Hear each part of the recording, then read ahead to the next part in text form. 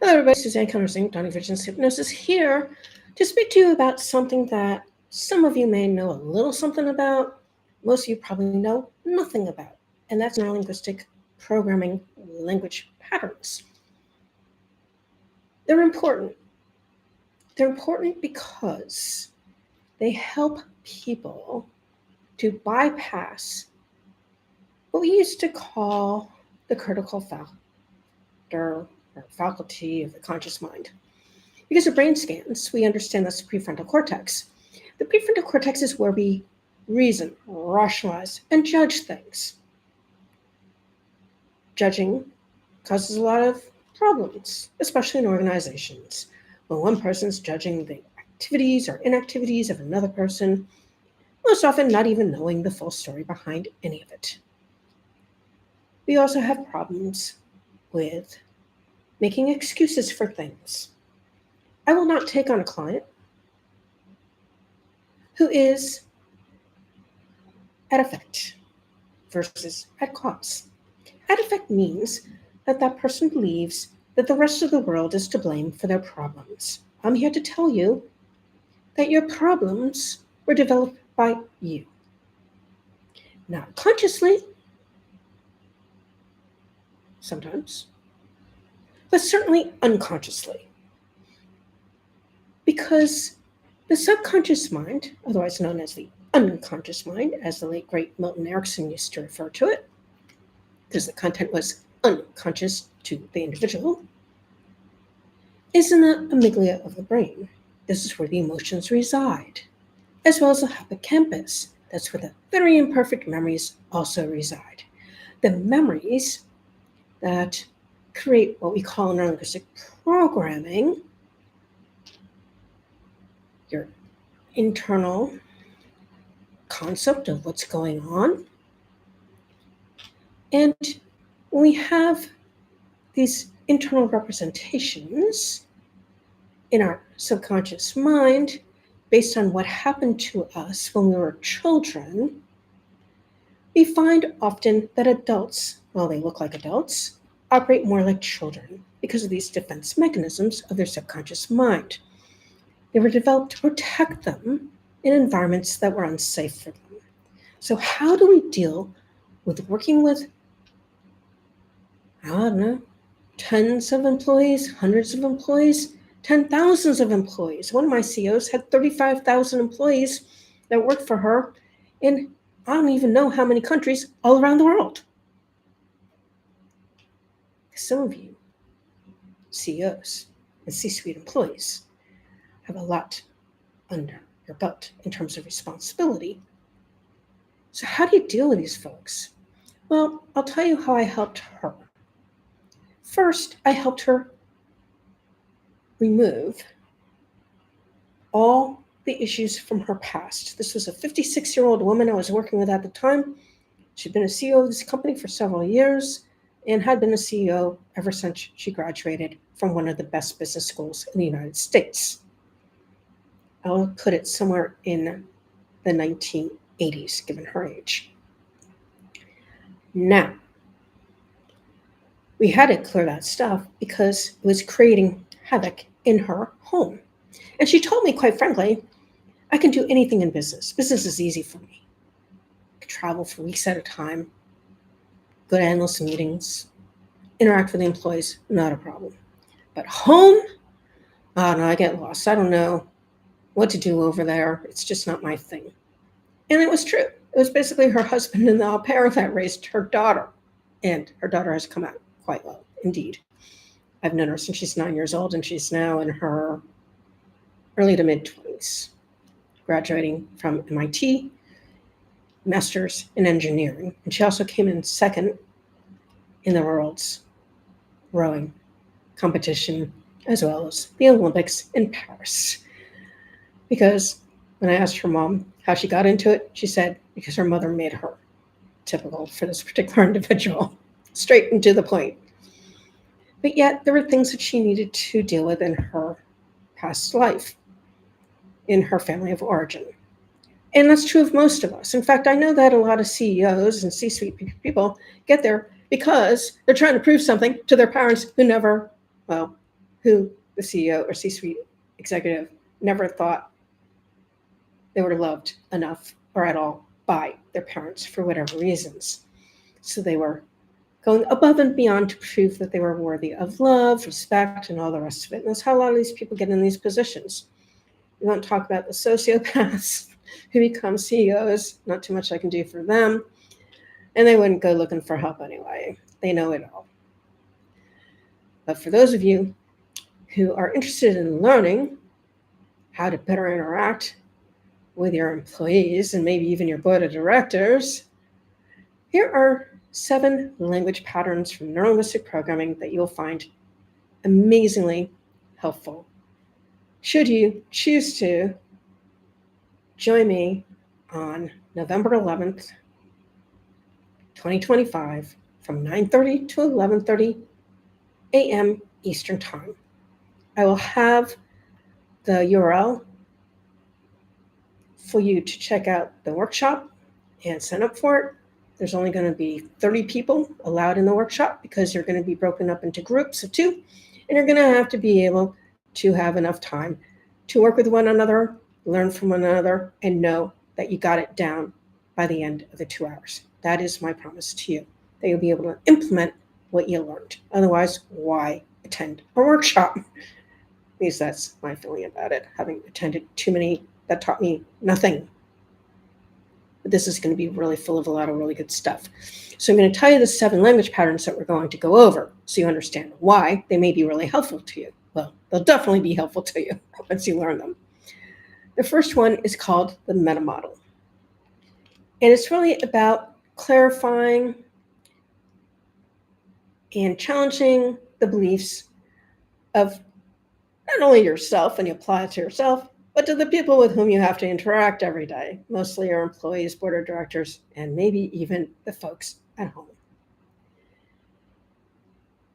It's really a lot of precise questions that will uncover hidden assumptions that these people have, clarifying the vague statements, and challenging limiting beliefs. Limiting beliefs are really a big problem for too many of us. And they're very easy to get rid of with neurolinguistic programming techniques, especially timeline therapy. I do say so myself. I use it all the time with my clients. The Milton model. Milton was very artful at the use of ambiguity. Using vague, open-ended language and embedded commands to engage the subconscious mind and build rapport. He was a master at it. How to use phrases like, you might begin to see new possibilities, or many find it valuable to fill in the blank. It builds influence by creating psychological comfort and openness. Anchoring. I use anchoring for all my clients who come to me, have some kind of trauma that caused some kind of problem. I bring them back before that problem ever existed. We anchor the really great feelings, hearing, feeling, and seeing whatever they saw at that time. And they're able to recall that time anytime in the future whenever they feel that they're not feeling enough self-confidence, self-assuredness, whatever. It's really based on linking specific cues, words, gestures, to desired emotional states. Pair confident body language and phrases like, let's innovate together. Gee, how far could your team go if you actually knew how to use this stuff, right? It builds influence by helping you project confidence and enthusiasm. Calibration is another one. It's about reading nonverbal cues. There's too many hypnotists out there who are too busy burying their head in their scripts, in their books or whatever. But the only way that you can really know where your client is at is to calibrate them. That means you have to look for their nonverbals. You have to listen to what they're saying, not saying in between the lines of what they're saying in order to truly understand what is going on. And I'm going to tell you right here, right now, the nonverbal cues are the ones that are driving their thoughts and behavior, not the conscious ones, the unconscious ones. So when you look at the nonverbals, that's the unconscious mind of this person who you are speaking to. So if you have a person who's saying yes and shaking their head no, what they really mean is no, as an example of how this actually works. And I call all my clients when they do crap like that, so they can be very clear that they're being incongruent, and we need to get down to the bottom of it and clear out whatever's in the way so they can become congruent. Future pacing, another beautiful method to help people to create what they want in their future. CEO that I was telling you about before, I was trying to teach her something regarding getting her aims, her goals taken care of in business. And I actually used the fact they're just going for, I don't know, second or third level black belt in karate.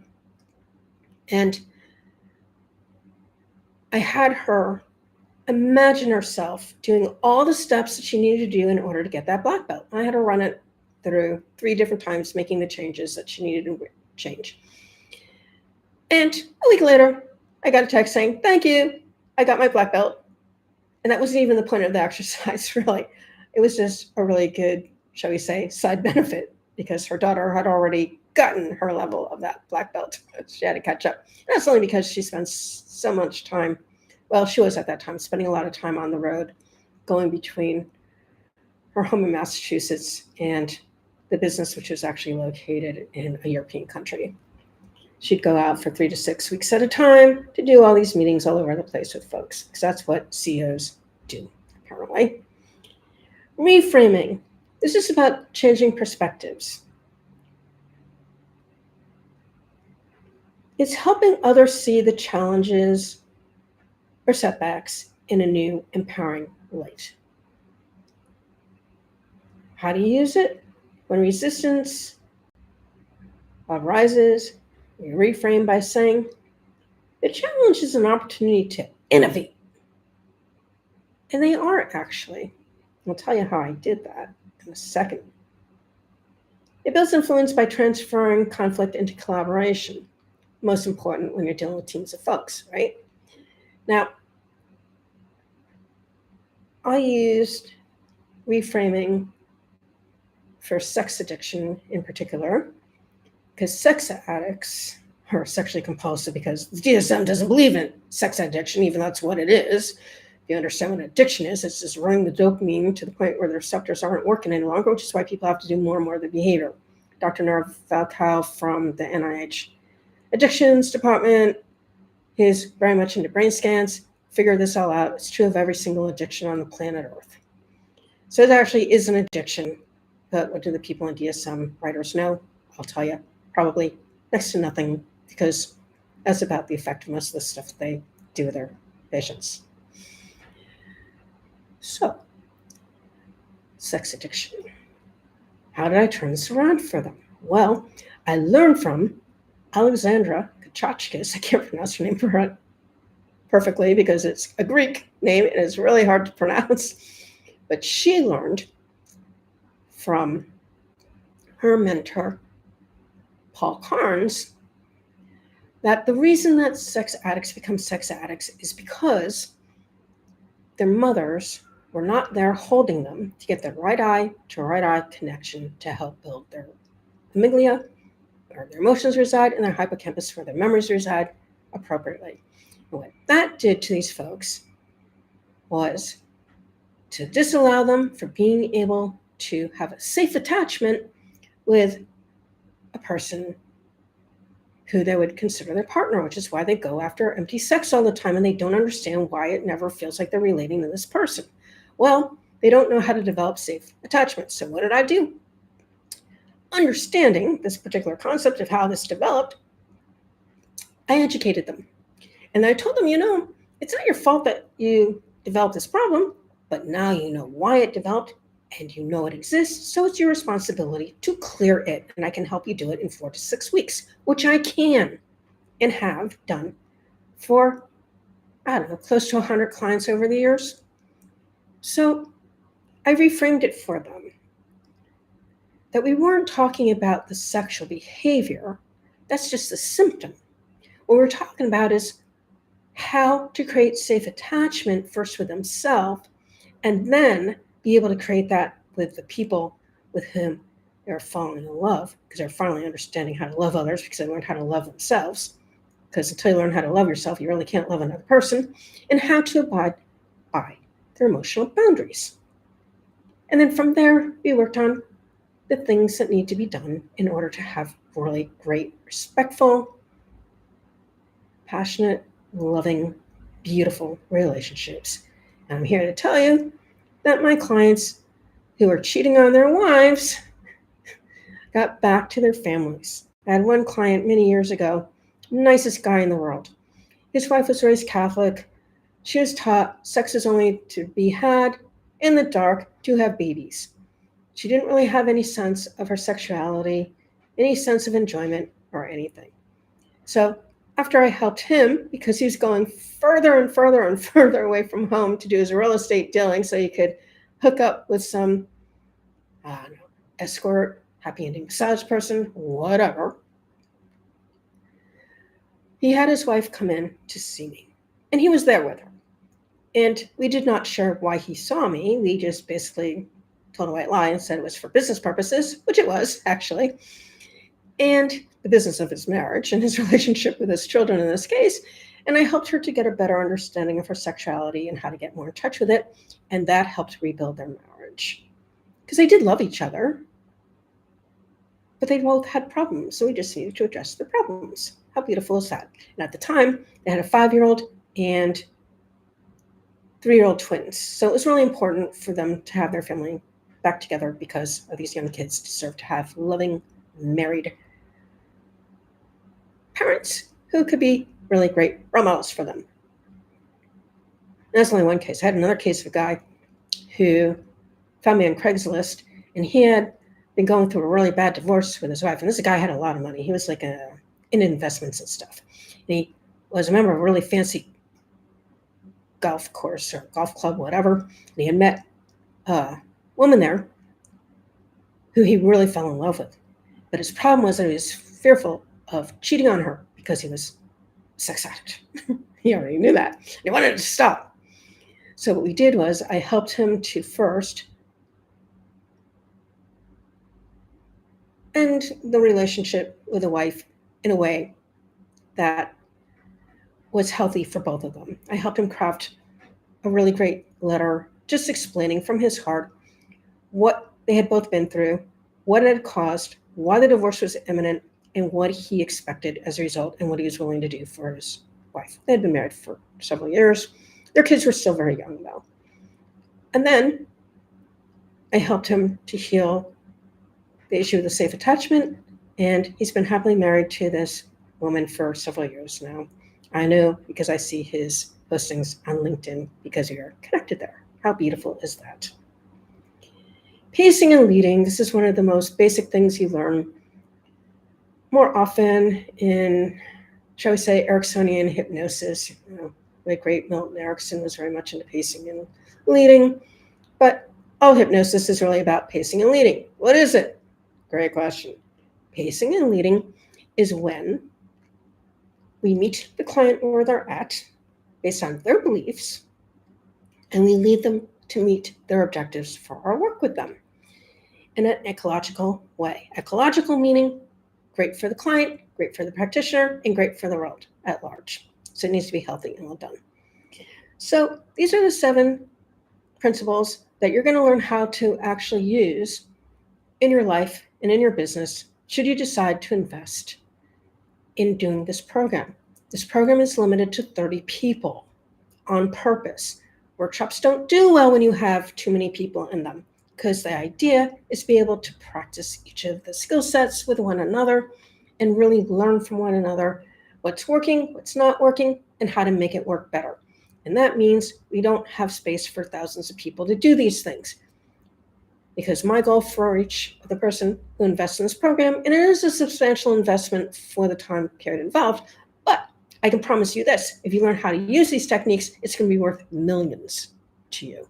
Millions, because you're going to be able to keep your job longer, because you're going to be able to get your employees to be much more enthusiastic, much more performative, and much more engaged in what they're doing, which is only going to help you to increase your revenues, which is what you need to do as a CEO or C-suite employee in any corporation today. And the larger the corporation, the more important that is. And you all know that a hell of a lot better than me because I haven't worked in a corporation since I was in my mid-20s. But I know how to help you do what you need to do in order to meet your goals. So I'm going to leave you with that information. The URL is down below for the actual program, so you can read about exactly what it is, the cost, and the rest of it, so you can make an informed decision whether or not you are ready to do this work. Because I can tell you right here, right now, I don't put up with bullshit from anybody. I'm straight from the hip. I'm a fun-loving person, but if someone is incapable of doing what they need to do to participate fully in the program, they will be basically thrown out of the program. I don't put up with it because this is the deal. The program and the results are only as good as those who are invested in actually doing the work and interacting with one another to learn the tools and techniques. And the reason why a lot of group programs don't work is because the facilitator is fearful of throwing the person or persons out of the program who are not doing what they need to do. So I'm being very clear here. If you're incapable of being coachable, incapable of following directions, do not sign up for this workshop. You will not last long. However, if you are a person who really understands that these tools and techniques can really help to bring you to much better situations within your work environment, with your employees, with your board of directors, and even with the people in your home, because trust me, your environments, both in work and at home, matter more than most people ever imagine. As I was explaining to one of my clients, who happens to be a self-employed person, who's doing amazing work. Now that I reframed his brain, which took a lot of work to do, because he's holding on to a lot of crap. In my last session with him just yesterday, my total treatment program for him is, your wife is leaving your home. She's not happy there. She told you she's not happy there for years, so she doesn't need to live there anymore, making everyone else's life miserable, including his. So she needs to leave, and she needs to get a roommate or move in a friend or family member for whatever price she can afford based on her part-time work, because he's not paying for her to leave, because he's in debt right now and trying to rebuild everything. And all she does is undermine and undermine and undermine. It's the whole goal. And then closing business. Those are the only two goals I have for him, because he's done all of the other cleanup that he needs to do. Really nice guy, really heart-centered, didn't deserve any of this except for some crap that had been ingrained in his brain when he was a very, very young person. He's like 54 years old now. So that stuff has been going on in his brain for almost 50 years. So it's about time he got it gone. Just so you understand. I tell you the story because it's very hard on him. I congratulated him on doing the things that he needed to do in order to close his business and get a whole lot of more leads and more people to help him to do the things that he needs help with. He's a visionary, people. A visionary, all right? Visionaries are not necessarily that good with the administrative stuff. That's the little stuff that people who like to dive into little tiny vectors enjoy.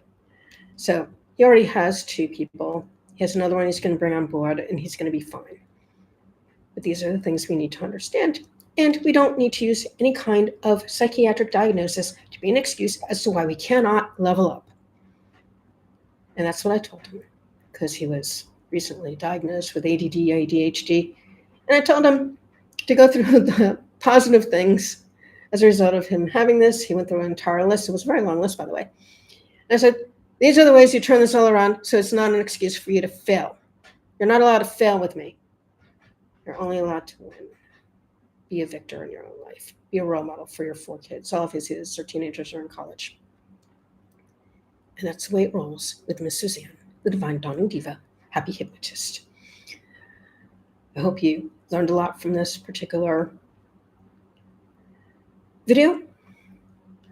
And for those of you who fit the type of person who will succeed and do well in my workshop, to sign up and make the investment in yourself. Because for you folks, the fee is next to nothing compared to what you're going to get out of 2 hours of intensive learning with me. I've been doing this stuff for 25 years. I've been training for 20 years. I know how to do this stuff effectively, quickly, so you don't have to waste any more time, because you don't have time to waste. You need to get on with your life and enjoying your life. That's the whole point, right? Right. All right. As always, I thank you for spending your time with me. Till next time. Bye-bye all.